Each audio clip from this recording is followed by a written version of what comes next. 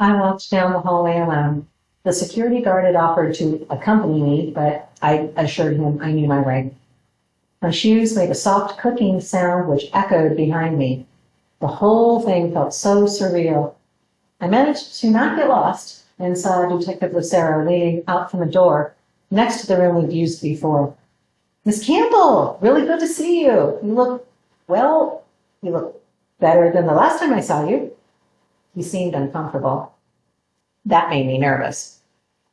I know, I look like I ran through a brick wall. I feel better, at least, I offered with a wan smile. I could see Charlie, Officer Wilkins, I reminded myself, trying to peer around the detective, so I gave him a half wave. "We've added some protections to the room here." As Lucero stepped out into the hallway, Thorne popped out behind him, holding some papers. "Here's the protocol, Miss Campbell. We'll just need to get the slides from your lens so we can prepare the sample." Lucero frowned at Thorne for a moment, taking the papers from her outstretched hand. "Detective?" Thorne sounded as confused as I felt. "Let's take a look at the room here, shall we?" the detective said, waving me towards the next doorway. I followed him into the larger room, Miss Thorne close behind us. The floor was now covered in cushioned mats with more padding in the middle of the room. Guess I hadn't needed to bring my pillow after all. My heart was hammering in my chest, but at least it was just normal nerves and not a panic attack this time. "Let me just get situated here. This looks good, thanks." Setting my bag down on the floor, I turned to face the four of them. Charlie and his partner had joined Miss Thorne, all three now crowded behind Detective Lucero. "Geez, you people cannot stay put for 5 minutes, can you?" Lucero said in irritation, glancing behind him. I couldn't help it. I chuckled. Noting the flush reddening Miss Thorne's face, Officer Farley seemed unabashedly curious, while Charlie looked at me with obvious concern. I sat down on my pillow. Removing the case from my bag, I pushed the bag with my sweater and water bottle as far from me as I could get. The room was almost too warm this time. I definitely hadn't needed to bring the sweater. I shrugged and took a couple deep breaths and opened the case, lifting the lens out and setting the lid on the floor in front of me. If I stopped to think about what I was doing, I was afraid I would freeze in place. So I removed the slides in their bracket and handed them to Miss Thorne before I could reconsider.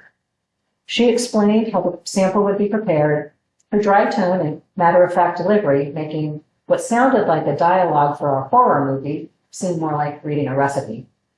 I just nodded, so she turned and, with a quick glance at the detective, who was still frowning at the lab tech, hurried out of the room. No one said anything for a few seconds. It wasn't a comfortable silence. Charlie cleared his throat finally. "How are you feeling?" "Really?" I smiled at him. "I'm okay, really. Thanks. And thank you again for babysitting me and all that." I felt my face grow warm as Charlie's face turned a little pink. "Oh, sure, of course, no problem, just following doctor's orders." Farley's attempt to not snort was not successful. I just smiled again. Now that we were actually doing this, my nerves seemed to have calmed down. I felt like time was suspended. I half expected to look at the clock and see the second hand motionless, but it continued to move forward steadily, one tick at a time. Thorne re-entered the room, holding the slides in her gloved hands as if she was cradling a baby bird. I held up the lens to her, and she inserted the slides easily, locking the bracket into place with an audible click. I saw her eyes go up, but she didn't say anything. The tech stepped back, and now everyone was once again grouped behind Detective Lucero. "Well, I guess we're ready now. Are we ready now?" Lucero glanced pointedly at Thorne. I guessed there'd been a discussion about her not jumping ahead of the detective after they finished the test. Janet looked down at her feet and nodded. Farley shrugged. Charlie just watched me for a response. "I guess so," I said. "Ready as I'll ever be. Might as well get it done." The detective nodded at me and smiled. "We'll be in the next room, right here, monitoring everything." I nodded and watched as the four of them filed out, closing the door behind them, leaving me alone in a padded room. How fitting, considering how insane all this is. I couldn't help thinking to myself, oh well, Time to get this party started. I settled myself, holding the lens up to my forehead and resting my elbows on my knees. Closing my eyes, it only took me a couple of seconds to see myself in the sanctuary. I concentrated on breathing as I felt myself start to vibrate. Janet watched as Elise's body stiffened where she sat cross-legged on the padded floor. The space above the lid placed on the floor a few feet in front of Elise began to darken. It was similar to what had happened during the first test, but not the same. Shadows formed, darker and lighter areas appeared, and gradually the entire image began to expand as if the viewer was slowly moving away from the scene. A large shoulder and arm became visible. Something like a back and hips appeared to be pinning a smaller body underneath, thin arms jerking spastically while the heavier torso rose up and down in counterpoint. Janet jerked back, bumping into the wall behind her. "Oh my God," she whispered as she realized what she was watching. That child is being raped." She could not close her eyes. In some strange way, she felt like she was bearing witness for this child. No one else said a word. 4 people watched in silent horror as the black and white image unfolded on the other side of the window. A second large hand gripped something red, the only color to be seen, tightly wound around an impossibly thin neck. A few more thrusts of the lower torso, and then the image darkened to black. Janet felt like she could not get enough air. She gasped a few strained breaths before venturing a quiet, "I don't ever want to see anything like that again." Farley coughed and muttered something incomprehensible. Charlie started to go towards the door when Lucero stopped him. "Wait, something's happening again." "Christ, I hope we don't get to see another replay of that," Farley muttered. "Shh."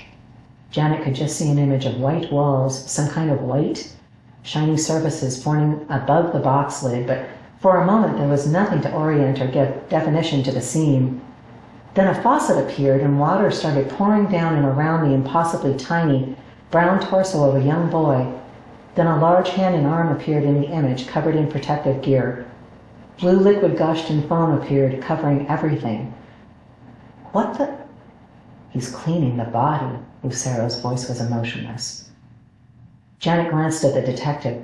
His face matched his voice as he continued to watch what was happening in the other room. A sudden chill raced down her spine and she shuddered. She didn't want to keep watching. The water continued to pour down as the hand turned the body left and right, lifting arms and legs to soap and rinse every part thoroughly. "No wonder we never got any DNA on the bodies." Farley's comment seemed loud and coarse in the quiet room. The water stopped in the image. Something bright, red and shiny appeared, a string or a chain of something pressed into a small hand. Fingers pressed around it, held in a large fist for several seconds before releasing. The shiny red string of beads, now held in a tiny hand, flashed briefly as a circle of black formed along the bottom of the body. Blue-gloved hands pushed thin, bare legs up in a fetal position. The circle of black rose to cover the body, leaving the scene once again in formless black before fading entirely.